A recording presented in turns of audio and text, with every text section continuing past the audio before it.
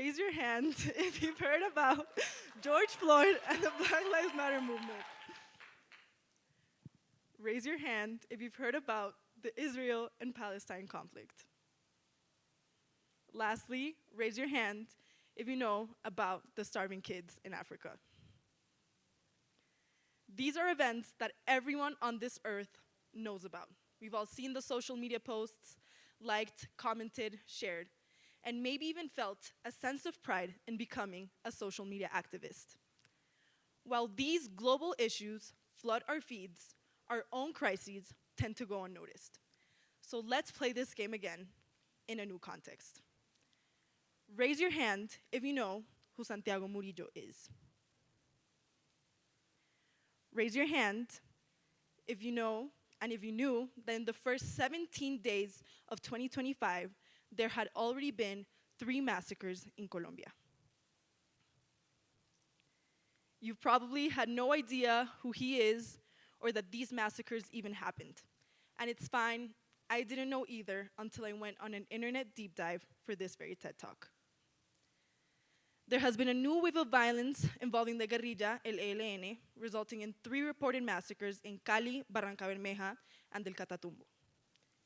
Imagine being forced out of your home, carrying only what you can because violence has made your town unlivable. This is the reality for more than 50,000 of Colombians right now.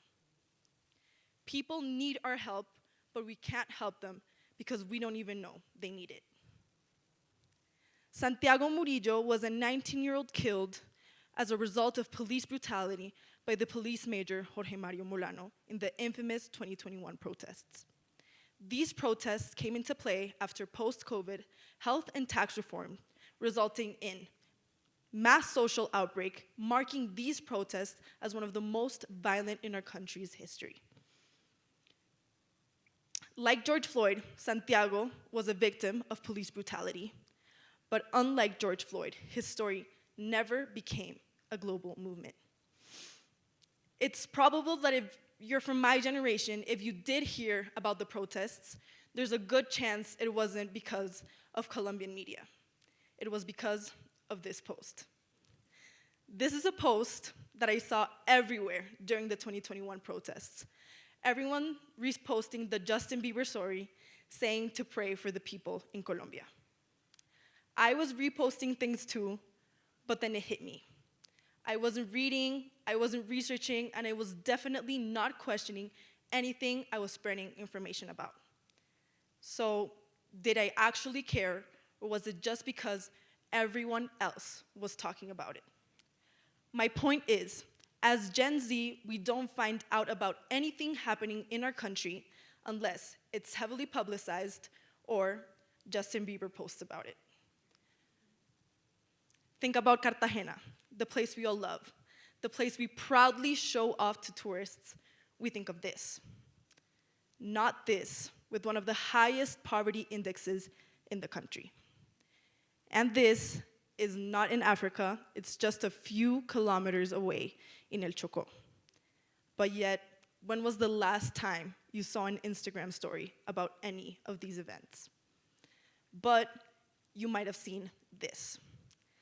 This is a tweet posted by the Vice President of Colombia, Francia Márquez, saying that we should all get rid of capitalism and fight for a country that would allow us to live like our brothers and sisters from Venezuela, eating what's only strictly necessary. Seeing this, I could only help but think, I hope nobody outside of Colombia sees this tweet.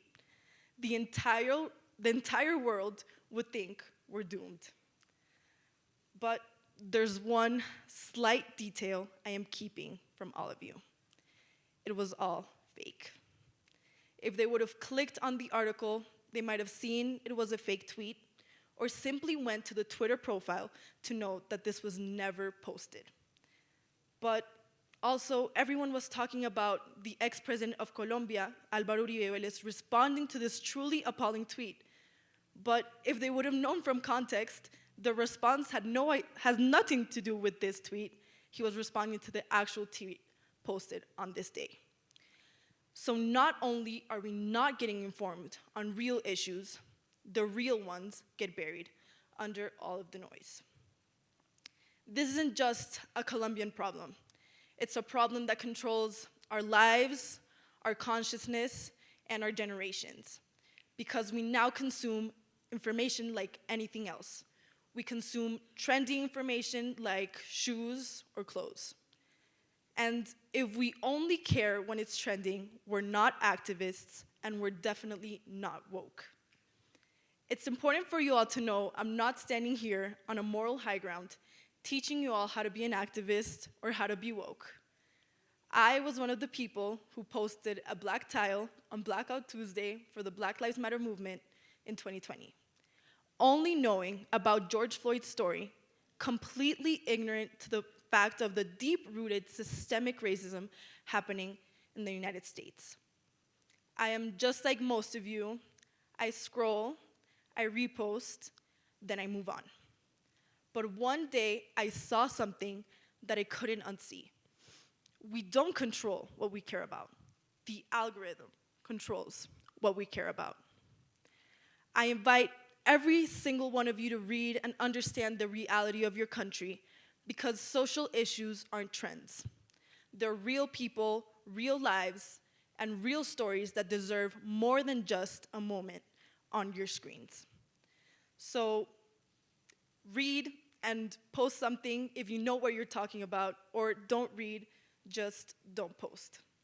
So I think what I want every single one of you to know is that we should all just read beyond the title. Thank you.